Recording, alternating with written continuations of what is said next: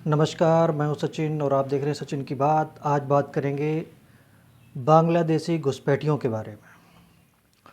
जी हाँ, बहुत दिन से व्यूअर्स की रिक्वेस्ट आ रही थी कि आप बांग्लादेशियों के बारे में एक एग्जैक्ट रिपोर्ट बना कर दीजिए, जिससे कि पता चले कि असल में जो फैक्ट सोशल मीडिया पर आ रहे हैं उनकी सच्चाई क्या है। वही आंकड़े लेकर आज मैं आप सबके सामने प्रस्तुत हूँ। और अगर आपने इस चैनल को सब्सक्राइब नहीं किया है और पहली बार इस चैनल पर आए हैं तो आपके समर्थन की हम लोगों को आवश्यकता है। कृपया इस चैनल को सब्सक्राइब करिए और बेल बटन को दबाना ज़रूर, जिससे कि आपको जो भी लेटेस्ट वीडियोस हम लोग बनाते हैं, हमारी टीम बनाती है, वो आप तक सबसे पहले पहुंच सके। और अगर आपको ये कंटेंट पसंद आता है तो आप इसको लाइक शेयर ज़रूर करिएगा, लोगों तक ज़रूर पहुंचाइएगा, क्योंकि ये आपकी जिम्मेदारी है। क्योंकि जितनी मेहनत हम लोग इस वीडियो और कंटेंट को कलेक्ट करने में लगाते हैं, उससे ज़्यादा मेहनत आप लोगों की चाहिए। सिर्फ आपको शेयर करना है लोगों से, जिससे कि ये इन्फॉर्मेशन और लोगों तक पहुंच सके।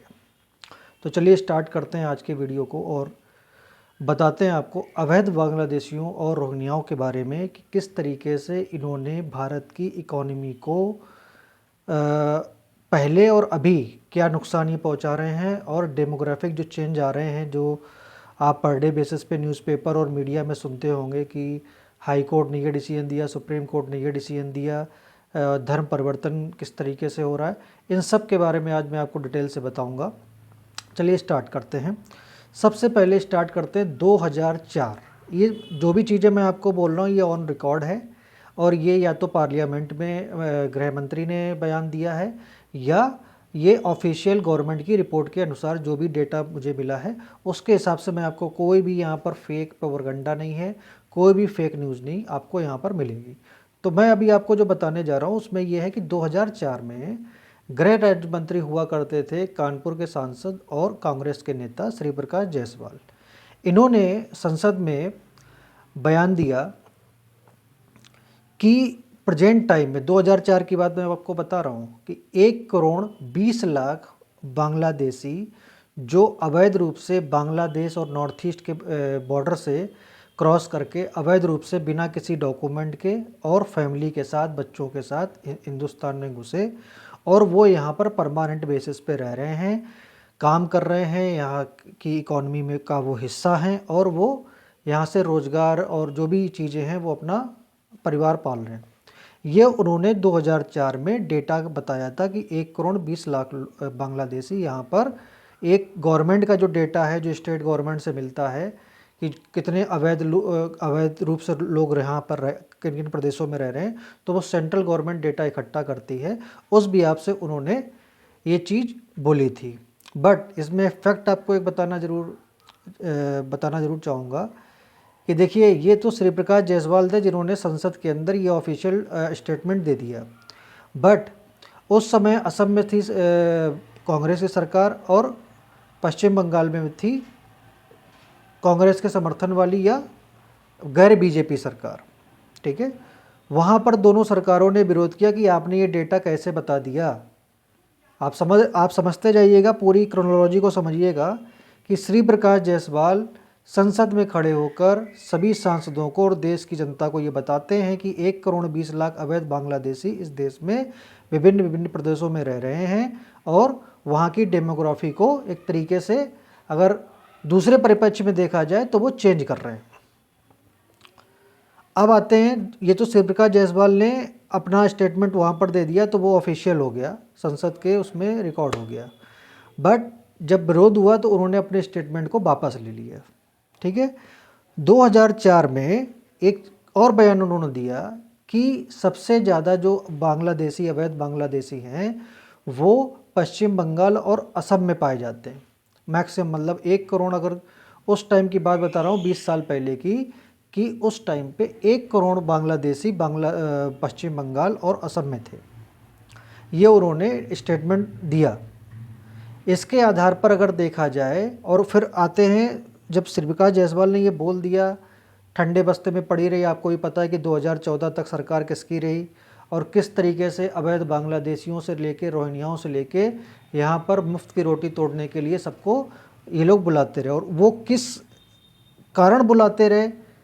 क्या उसके पीछे कारण थे ये भी मैं भी अब थोड़ी देर में आपको बताऊंगा, पहले डेटा पे बात कर लेते हैं। इसके बाद 2016 में आती है, 2014 में आती है बीजेपी की सरकार। वो सीएए और एनआरसी का अपना फॉर्मेट लाते हैं, ठीक है। उसके बाद विरोध चालू हो जाता है। कौन विरोध कर रहा है? जो इन बांग्लादेशियों को एंट्री कराते थे हिंदुस्तान में। किस लिए कराते थे?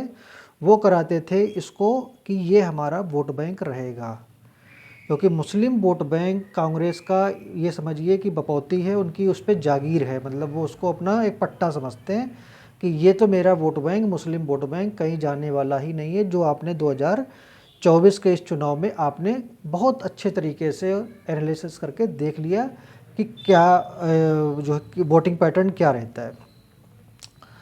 उसके बाद 2016 में जब गृह राज्य मंत्री आपके किरण रिजिजू ने बताया कि भारत में अब 2004 में थे 1 करोड़ 20 लाख, 2016 में यानी ठीक 12 साल बाद कितने हो गए? 2 करोड़। मतलब संख्या घट नहीं रही है, ये लोग वापस नहीं भेजे गए, ये लोग हिंदुस्तान में ही रहे, बच्चे पैदा करते रहे और ये 1 करोड़ से हो गए 2 करोड़, बल्कि मैं तो कहूँगा ये 3 करोड़ हो गए, क्योंकि एग्जैक्ट डेटा तो किसी स्टेट गवर्नमेंट ने उस तरीके से लिया ही नहीं। क्योंकि जब प्रेशर आता है सुप्रीम कोर्ट या हाई कोर्ट से तो पुलिस वाले जाके जो बच्चे खेल रहे होते हैं, हाँ कितने कितने कितने हैं, ऐसे लिख के वो चले आते हैं।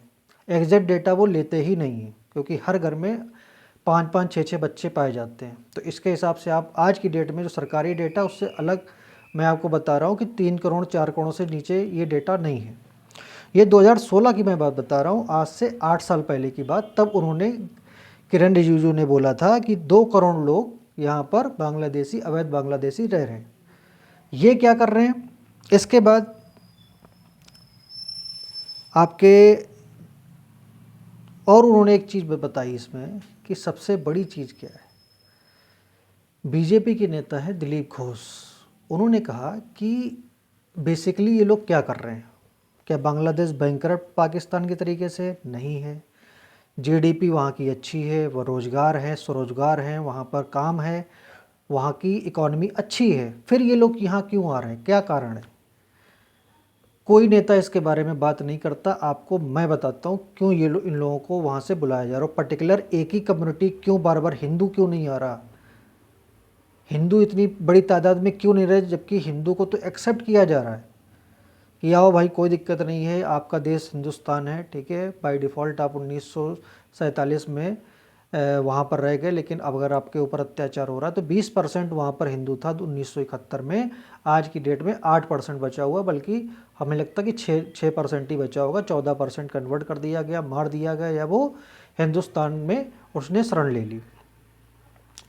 तो गृह मंत्री ने बोला कि 2 करोड़, ठीक है। ये 8 साल पहले की बात है, तो 8 साल में आप क्या समझते हैं कि 2 करोड़ होंगे या 1.25 करोड़ हो गए होंगे? नहीं, ये पहुंच गए होंगे 4 करोड़, क्योंकि 2004 में थे 1 करोड़ 20 लाख, 2016 में हो गए 2 करोड़।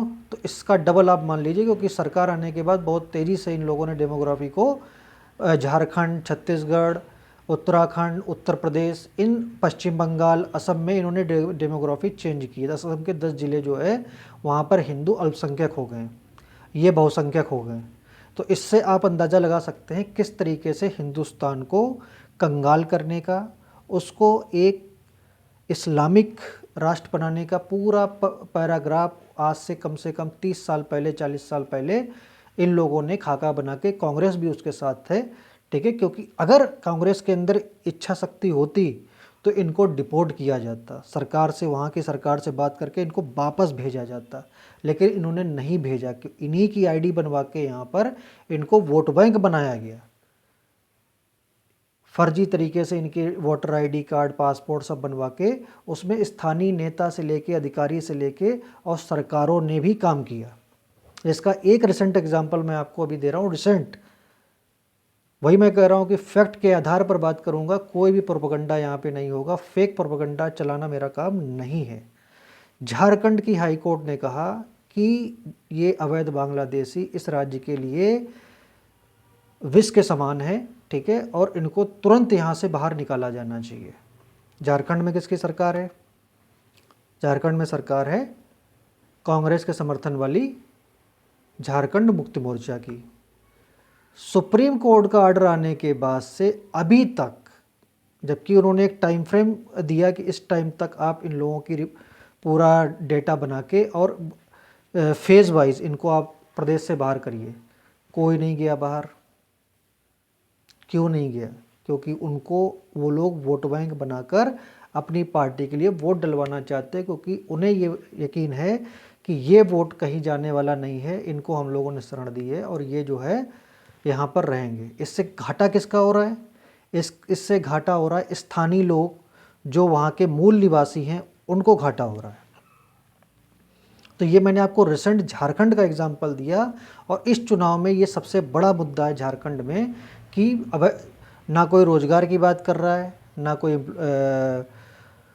आगे बढ़ने की बात कर रहा है। सिर्फ वहाँ पर जो मेन मुद्दा है, अगर आप सभी नेताओं के अगर बयान को देखेंगे बीजेपी के, तो वो सब बांग्लादेशी, अवैध बांग्लादेशी पर अड़े हुए हैं। देखते हैं आगे क्या होता है। लेकिन अभी मैं जो आपको बता रहा हूँ कि उत्तर प्रदेश की बात अब बताता हूँ आपको। उत्तर प्रदेश में योगी की सरकार है, सब जानते हैं कि भगवा ब्रांड नेता हैं वो। लेकिन आपको एक बहुत अच्छी चीज़ बताऊंगा कि बीजेपी की सरकार होने के बावजूद एक भी बांग्लादेशी इस प्रदेश से अपने देश वापस नहीं गया। एक भी बांग्लादेशी नहीं गया। सरकार है बीजेपी की, केंद्र में सरकार भी बीजेपी की, सारे इनके अधिकारी इनके, सारा सिस्टम इनका, इसके बावजूद भी एक भी बांग्लादेशी यहाँ नहीं गया। और वो लोग यहाँ पर कूड़ा उठाने का काम करते हैं, ऑफिसों में पोछा लगाने का काम करते हैं। यानी सिक्योरिटी थ्रेट कितना बड़ा है, इससे आप समझ सकते हैं। उनके पास घर की सारी लोकेशन है, कितने लोग रहते हैं, किन किन के क्या व्यवसाय हैं, सारी डिटेल उनके पास है। जिस दिन उनको करना होगा वो, क्योंकि देखिए जब वो घर घर जा रहे हैं कूड़ा उठाने के लिए, तो उन्हें पता है कि इस घर में कितने लोग रहते हैं, और उनके पास सारे मकानों का नंबर, लोकेशन, एवरीथिंग है, कौन कितने बजे तक रहता है। कई बार तो ये बांग्लादेशी चोरी करते पकड़े गए हैं। हाँ, लखनऊ की बात अगर मैं लोकल राजधानी की बात करूं, तो यहाँ पर चोरी करते पकड़े गए हैं, लेकिन पुलिस ने कोई कार्रवाई नहीं की। तो तात्पर्य कहने का है कि ये अवैध बांग्लादेशी हमारे देश के लिए किस तरीके से खतरा बन रहे हैं, ये आप लोगों को ये समझना पड़ेगा। और इसके खिलाफ आपको आवाज़ आज नहीं तो कल उठानी ही पड़ेगी, नहीं तो ये आपके लिए भी अभिशाप बन जाएंगे। इसके बाद मैं आपको बताता हूँ, जब किरण रिजिजू ने बयान दे दिया, तो उन्होंने कहा कि जो बंगाल के एक बीजेपी नेता हैं दिलीप घोष, उन्होंने कहा कि बंगाल में अगर हम बांग्लादेश की बात करें तो सबसे आसान तरीका है बांग्लादेश से इंडिया में घुसने का। बांग्लादेश, वहाँ पर बीजेपी की आज तक कोई सरकार नहीं रही, कम्युनिस्टों की रही या अब ममता दीदी की है। तो ये सब बांग्लादेश कट्टरपंथियों के समर्थक रहे हैं, सभी को पता है। वोट बैंक के लालच में ये अपने ईमान को भी बेच चुके हैं, ठीक है। तो उस चक्कर में क्या है कि इन लोगों ने वहाँ से इन लोगों को लाना मतलब कोई कार्रवाई नहीं की। जब कांग्रेस की सरकार सेंटर में है और राज्य में सरकार इन लोगों की है, तो किसे क्या मतलब, ठीक है आने दो, वो वोट बैंक है। आज कम्युनिस्ट को वोट करेगा, कल ममता दीदी करेगा, उसके बाद कांग्रेस करेगा। बीजेपी को तो करने वाला है नहीं, क्योंकि बीजेपी तो कहती है हम बाहर निकालेंगे, तो उन्हें वोट कौन करेगा। तो सबसे ज़्यादा जो बांग्लादेशी हैं वो बंगाल और नॉर्थ ईस्ट के एरिया में हैं। उन्होंने वहाँ पर डेमोग्राफी चेंज कर दी है, वहाँ पर हिंदुओं को प्रताड़ित किया जा रहा है उनके माध्यम से। असम में जब से हेमंत बिस्व शर्मा की सरकार आई है, उन्होंने बहुत तेज़ी से इस मुद्दे पर काम किया है। अगर मैं कहूँ कि किसी हिंदुस्तान के सीएम ने इस मुद्दे पर सबसे ज़्यादा काम किया है, तो वो है हेमंत बिस्व शर्मा, क्योंकि वो एक ज़मीन से जुड़ा हुआ नेता, कांग्रेस का नेता था पहले। वो सारे मैकेनिज़्म जानता था कि कैसे ये लोग बांग्लादेश से यहाँ पर आते हैं, ठीक, और क्या क्या किन किन ज़िलों में किस तरीके से ये रहते हैं और क्या करते हैं। तो जितने भी कुकर्म थे वो सब उनके धीरे धीरे करके उसने इनको डिटेंशन सेंटर में डालना चालू कर दिया। और आज की डेट में वो इस पे बहुत तेज़ी से काम कर रहा है। अगर मैं कहूँ योगी जी इसमें पीछे हैं, योगी जी तो बहुत पीछे हैं इस मामले में। योगी जी के जो अधिकारी हैं वो उनको हवा भरे रहते हैं, लेकिन ग्राउंड पे देखा जाए तो वो आराम से काम कर रहे हैं, झोपड़पट्टी में रह के आराम से काम कर रहे हैं। उन्हें क्या मतलब, जब कभी कोई आदेश आ जाता है तो थोड़ा बहुत खाना पूर्ति करके फिर वो वही झोपड़पट्टी में रहने लगते हैं। सरकारी ज़मीनों पे कब्जा करते हैं, स्थानीय नेताओं के माध्यम से ये मकान बनवा के रहने लगते हैं, और फिर जब कभी बुलडोज़र चलता है तब ये हाय तौबा करने लगते हैं। ये सच्चाई है आज की डेट में उत्तर प्रदेश की, कि अकबर नगर में ज़्यादातर इस तरीके के लोग थे। वो लोग वहाँ पर सरकारी ज़मीनों पे कब्जा करके रहने लगे थे। जब वहाँ पर बुलडोज़र चलाया गया तो वहाँ पर प्रोटेस्ट हुआ, पत्थरबाजी हुई, ठीक है, लेकिन सुप्रीम कोर्ट के आदेश के बाद वो पूरा ज़मींदोज़ कर दिया गया। तो ये आप समझिए कि ऐसा सिर्फ लखनऊ में नहीं है, आप उत्तर प्रदेश से किसी भी ज़िले में चले जाइए ये बांग्लादेशी आपको मिल जाएंगे, और मैं कहता हूँ पश्चिमी यूपी में तो सबसे ज़्यादा है। तो अब आज की डेट में तो 4 करोड़ बांग्लादेशी इस देश में एक लाइबिलिटी के रूप में रह रहे हैं, जो स्थानीय रोजगारों को कैप्चर कर रहे हैं, छोटे छोटे काम कर रहे हैं, सिक्योरिटी के लिए सबसे बड़ा खतरा बने हुए हैं, ठीक है। इसके बावजूद सरकार के कान में जू नहीं रेंग रहा है, वो अपने उसी ढर्रे पे काम कर रही है। तो मैंने आज आपको इस फैक्ट के बारे में बताया कि किस तरीके से बांग्लादेश के जो अवैध बांग्लादेशी हैं, मुस्लिम हैं, वो इस देश के लिए खतरा बने हुए हैं, और किस तरीके से इन लोगों ने और कांग्रेस ने इनका समर्थन करके इन लोगों को बाहर नहीं भेजा, जो आज की डेट में कोड़ में खाज बन के बैठे हुए हैं। और ये सबसे बड़ा थ्रेट है हिंदुस्तान के लिए कि इनको कैसे बाहर निकाला जाए। गवर्नमेंट के समझ में नहीं आ रहा कि अब ये इतनी बड़ी संख्या में हो गए हैं कि अगर इनको निकाला जाता है तो ये एक इंटरनेशनल इशू बनेगा, और कहीं ना कहीं मोदी सरकार को पैर पीछे खींचने पड़ेंगे। और ये आज से नहीं, ये 30-40 साल पहले ही एक पर पूरा खाका तैयार किया गया था कि किस तरीके से इनको एंट्री करानी है, और आने वाले समय में सरकार या बाहर की जो एजेंसियां हैं CIA, ISI, उनके नक्शे कदम पर इनको यहाँ लाया गया। आज मैंने इस बात को आपके सामने रखा है। इसमें कोई भी आपकी राय हो, आप कमेंट के माध्यम से इसमें कमेंट करके आप बता सकते हैं। और अगर आपने इस चैनल को सब्सक्राइब नहीं किया, मैं बार बार कह रहा हूँ कि आपके सपोर्ट की हमें आवश्यकता है। आप इस चैनल को ज़्यादा से ज़्यादा सब्सक्राइब करें और लाइक और शेयर करना ना भूलें। अगली बार फिर आपसे मुलाकात होगी एक नए मुद्दे के साथ। नमस्कार।